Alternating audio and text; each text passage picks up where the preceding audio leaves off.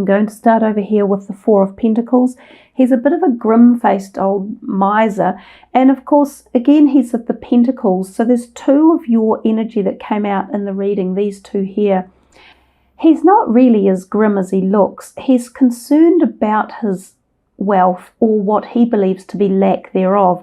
So sometimes this card can represent undue worries about financial events taking place.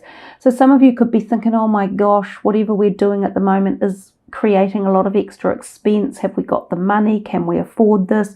Or some of you might have been saving and squirreling away some money for a special event, because that's what this can mean too, kind of like calling on your savings or utilizing them. So the thing is, he actually has a lot of money. You look at him, he's covered in money. So he's not doing as badly as he thinks. So don't worry about your finances too much this month. Both of these Pentacle cards at this stage for you represent fairly positive financial movement and abundance. Sometimes this can mean that you are investing money or that your investments have paid off and there's some sort of dividend coming your way. Now, the other thing I've noticed with this card, it can reference like sometimes an inheritance, but the other time it can reference money that is attached to something via the heart. And when I say that, I mean it can be like not as actual inheritance, and it's not that someone has passed away, but they could be loaning you or gifting you money, but there's an emotional attachment to it.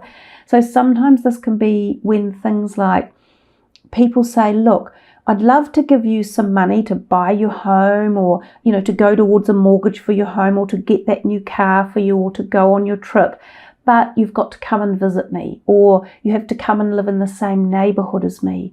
So what I have found with this card is it often leads to finances with attachments. So let's see what the clarifiers are going to be. And this deck here is an energy deck. It is very close to a tarot deck. So we're just going to see here for Taurus, what is the clarifier for this Four of Pentacles? What else would you like us to know about it? A little more shuffling. Clarifier for the Four of Pentacles. Rest and rejuvenation. Well, perhaps those Four of Pentacles are going to lead you to a place of rest and rejuvenation. Perhaps you are contemplating taking some time out, which might be that this money is enabling you to do such like. It could be that you have had a lot on your mind regards money and investments, or the lack of money for some of you. And so it's suggesting to you take a break from that and focus more on regaining strength by the look of it, or feeling whole and being able to contemplate angles of thought from a greater perspective, from like the global perspective or the conscious, collective conscious. Because when we do rest and rejuvenate, we allow creativity to come in, we allow cosmic or external energy to come into our bodies, exactly as what is happening here with this guy. This beautiful white light is coming in and around him. It's like it's reinvigorating his body, and I notice particularly it's coming into this thoracic area of his body, which we talked about before for some of you, around that gut area. Maybe for some of you there's going to be, you spend some money on this part of your life which is about healing or helping yourself or reinvigorating yourself or renewing yourself. So sometimes this could be operations like surgical procedures, or going on a retreat where you are blissfully reinvigorating the physical body. I did mean to say too that April is a month where Easter is in it this year, and oftentimes at that time of the year, the veil between the physical world and the spiritual world thins, and it's very possible to find ourselves easily connected with spiritual energy. So sometimes this can be very physically felt, like it's powerful, and you can sometimes get spiritual messages. You can sometimes even feel spiritual energy around your body, like this one here. So there could be quite a few different messages from that. Let's just take another glimpse at one last clarifier. We'll go to the John Holland deck and see what he has to say. Last clarifier. I think the message of rest and rejuvenation is always a beautiful one for us all. We're often very busy and sometimes we don't take enough care of our physical self. But remember, the physical self is directly linked to the emotional and spiritual. So when you look after one, you are looking after them all. Deception and envy. It seems a very different message than the other three that we've got going on here, which this is the Seven of Swords. And it's not a card I particularly like. Whether or not there is someone involved around you that has some influence on your money or a project that you are doing, or the way you have felt as though you've needed to protect yourself a little bit up here. Notice he is protecting his heart and his physical body around that area that this one is allowing to be very, very open. So then you're getting this third person in that's playing some sort of role that they're saying perhaps there is someone around you that you do need to protect yourself from at all levels, emotional, spiritual and physical, but also possibly your finances or things that you might be thinking of doing with your finances. If I were you in this month, I wouldn't jump into any quick get rich schemes, and I would be careful about where I was investing or who I was purchasing things off or uplifting things off, especially online. Be careful with your own personal information, things like passports, wallets, and if you're traveling, take extra care of potential thieves in certain places. And that could be anything, just, like steal your bracelet off your hand or your watch or rings or anything along those lines. I really don't like this character, and I'm not that happy when he turns up in readings. He was there a lot in the March readings for a lot of people. So because I don't like him, I'll put him down the bottom. And we'll move on to the next one, which is Judgment. Judgment card is a very spiritual one, and we kind of talked about that a little bit before, saying that this is a month potentially of great spiritual awareness and awakening. The planets are moving in some interesting ways. Sometimes we can be in a place in our lives where we are awakened. Now, because it's your birthday month coming up and through from April into May, you can be reconnected with your soul's journey if you meditate and if you really find through something like this the peace and the rejuvenation and the time out. These things can help be cathartic metamorphosis for the regrowth of your direction in life, and that's what the Judgment is. Now, sometimes it will almost be like an aha moment or an epiphany. Some of you will hear things. You could hear strange things like strange noises or whisperings from the cosmos or the celestial realm. For some of you, it could be like a bolt out of the blue, and you just get this unbelievable message that you've been doing something or going in a wrong direction, and you're suddenly aware of it, and you are going to make changes and move in the right way. For some of you, this pertains to the oceans, it pertains to water, sea, and it can also pertain to travel. So I'm inclined to, we'll go back to John Holland, because we've already got the worst card out of the deck from him. That's been and gone. Well, when I say the worst card, I'm being a bit dramatic. The Seven of Swords. He's not nice because he represents other people most usually and the damage they can do. Sometimes he does represent ourselves, and he represents that we need to be careful on the way we are acting in things. And that could be around your money, or it could be around situations and relationships as well. So I did forget to mention that initially. Let's see what the clarifier is here for the Judgment. Patience and planning. We're back again with more pentacles. So we've definitely come into some sort of money realm, I think, for you guys in April. This one is the Seven of Pentacles, and traditionally in the tarot, that is a guy in a field with a bunch of grapes, and it shows again really quite good stealth around our financial planning and decisions. There could be something then if this Judgment card, and we've had another Pentacles out, this whole change or nemesis coming for you might be to do with your careers. It might be to do with what you do with your finances, how you invest it, or how you get money from people, or what you do with it. So I'm going to just pull another one of these very quickly. It also shows working with the hands and being a worker of the land, and that kind of you're reaping the rewards of knowledge and hard work. I'm just going to look a little deeper. One more. It's like you are waking up adjacent possibilities. I love it, because what is the Judgment if it's not realizing that there are other ways and other means?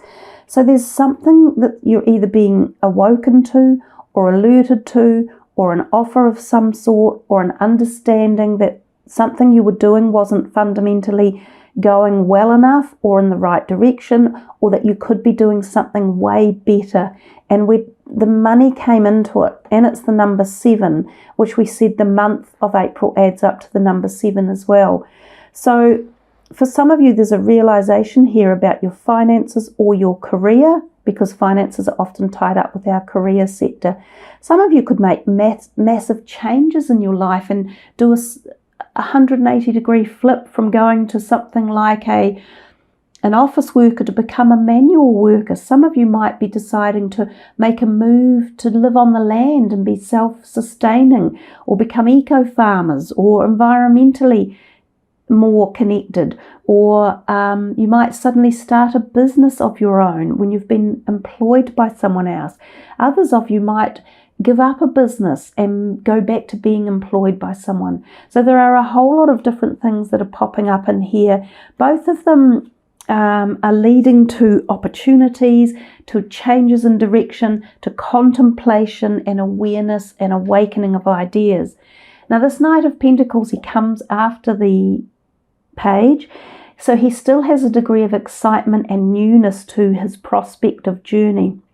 Again, he has a pentacle. He is often associated with the careers or our financial sector in life, and he is looking into the future. There seems to be this bright red, what we might call the sun behind it, and we've got another sun over here. Sometimes that can represent eclipses, so this could be something that started back at the beginning of the year, or it could be that it's coming and forming its process for the new eclipses in July. So he often turns up when there is the promise of a new job or job opportunities, or something new presenting itself to you around the career realm. And we've seen plenty of that within these other cards that we've been looking at. So let's have a look and see here what that might be. We'll go to these angels. Whatever it is, he's usually very practical, he's logical, he often has a great idea or understanding around financial matters. He can be very thoughtful about money and finances. He can be doing a lot of research, or he can be doing a lot of detailed work about how a project could pan out, or what would be a good project to uplift. So he's got your reliable, steady, one step at a time type thing. When he turns up, it's not necessarily rapid, but it's usually positive. He doesn't do much wrong, this Knight of Pentacles. That's a couple of times the No card has come out in readings just recently. So is this something you guys have to think about? If there's an offer coming, or you are thinking of something new, or you are looking into something around the career, around money or finances, you're getting a bit of a no. So what does that no reference? Be assertive. Well, we've talked about that with the fact that the Taurian energy is very groundedly assertive. It's slow and steady. So they are asking you to take a steady plight in this. Maybe there was something that you are being offered and you're thinking, no, it's not quite good enough. So it feels as though you can add a little bit of being assertive to a situation. If it's like a new job offer, or it's new employees, or you're thinking of a new employer, maybe there's a little bit more that you can communicate with or negotiate on. So there might be room for negotiation. So I'll do another one.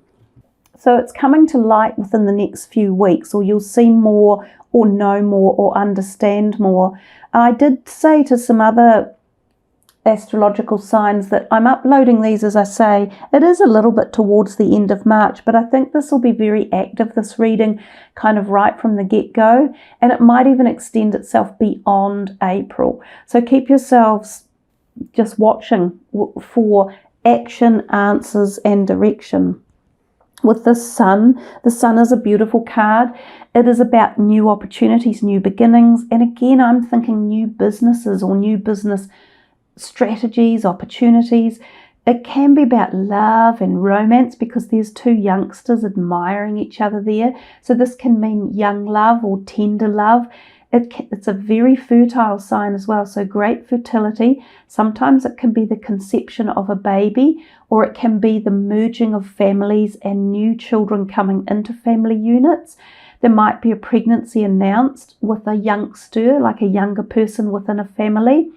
So for those of you who have older children, it might be an older child that says, oh, look, hey, we're having a baby. It can be the announcement of engagements or weddings. As I say, it can also be very much about new relationships, so love relationships, but also businesses. This can be the signing of, the sealing, or the formatting or structuring of a new business coming. So the Sun, to me, kind of really blazes across this whole reading and puts this guy, the Seven of Swords, out the back. It puts him to rest a little bit. So let us see what is a clarifier here for the Sun. Okay. Wow. You know, I love it when you get such beautiful power in a reading. Although it's not the Sun, it is the Sun. We've got another beautiful golden glowing orb in the sky. We started off with all that yellow. We're still back in the yellow. We've got the rays of the Sun coming out of here. We have wisdom, which is a major arcana. It's another major arcana that it sits on. This is the Hierophant. He is about doing things by the law, about representing learning, understanding, spiritual growth. And he can also represent like the church and religious things. So I'm definitely thinking for some of you, there could be weddings or engagements or the birth of babies. This also, with his book that he's holding, it's very formal, almost like a court of law or following rules or regulations, which can be how you form a new business by signing documents and contracts. The little dog down here could be something for some of you.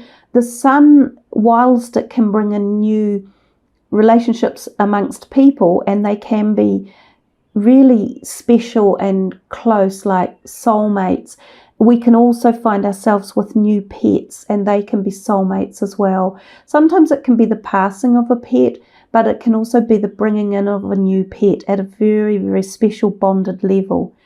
Also family, society, community. It follows the rules and regulations of that. So these two are very positive. They bode well. They're quite firm, and they're talking about power, definitely power, new beginnings. And we've talked so much about money, you know, for you guys. I'm just going to finish your reading with one of these cosmic cards and see what the final message is for Taurus. We'll bring it down as a clarifier from here, but it might be more like an overall messenger. We just have to wait and see what comes. This is for Taurus. What's the last message that you want to tell them here? You've had an interesting reading, guys, with lots of pertinent messages. And you'll just have to think about it and ponder them as you go back over them. Come and listen to the reading more than once in the month and initiate yourself with the messages within. One more, I think. Time out. 32. So right from the first line and then the last line, we have two messages that are similar. And interestingly enough, they neither of these two exude all that yellow. So there's a lot of yellow energy going on in the background, but you had this underlying information about making sure that you do give yourself some rest and rejuvenation. I'll read to you from the book for this because I think the words are quite powerful, and not many people know the meanings of her cards at this point because they're fairly new. Time out. Stop racing around the clock. Step outside and feel the magic and oneness of nature. And, you know, we talked that there's the sun, and that is nature, and that is magic and oneness. And it's profound energy that we get from the sun, and it's quite healing, and it gives us new ideas. It gives us healing, like the body over here, the rest, the replenishment, the harvest, the fertility, the conception, the creativity as well. Time out. If you have picked this card, Spirit is calling for you to slow down. Take some time out from your busy schedule and the hustle and bustle of your everyday life. Chasing the clock and getting yourself all caught up in the illusion of time has been taking its toll on you, dear one. For so long you have been at war with time, with statements like, I just don't have enough time. Spirit understands your hunger and desire to evolve as a soul and can see the blockages that stop you from exploring further. You see, the universe grants your wish on a daily basis by ensuring you don't have time. Your words hold so much power and as such should be used wisely. Feeling as though you don't have time can leave you irritable, anxious, and drained. Recharge your body, mind, and soul. Step away from the stress of the ticking clock. Step outside the natural world. Smell the flowers, enjoy the sunset, and breathe in nature's beauty. Disconnect from the phone, computer, and TV. And connect to nature's rhythmic cycles. Ground yourself by feeling the grass under your feet. This is the best way to unwind and renew your energy resources. By having this time to unwind and reconnect with the oneness of nature, you will feel refreshed and renewed to continue your work with inner calm and peace. You will find that by doing this, the answers that you seek will come and clarity and understanding will be achieved. You can use an affirmation. I am alive to nature's magic as I dissolve in the oneness of all that is. And interestingly enough, the associated chakra, which is exactly where we started the reading, is the solar plexus chakra, the yellow. So I did say there was that kind of background hidden message, and I wondered what it might be. So it might very well be that. If any of you have been winding yourselves up and been feeling a bit anxious through the stomach or tense through there, or finding like you might not be connected to your gut instincts, or have been making some wrong decisions or felt wrong about them, then these are all the messages for you within this reading. So there we are, Taurus. That is a lovely reading, and it's a nice way to finish. It's a very peaceful way to finish this, with all this wisdom, with the sun, all the sun's rays shining, then grounding and connecting to Gaia, and then rest and rejuvenation, resting it out, timing it out, and knowing that you have some changes that you are gearing up toward, but there are so many opportunities. You just have to make a decision. And often, as I said, when we rest and rejuvenate and take some time out, the decisions become easier and more obvious.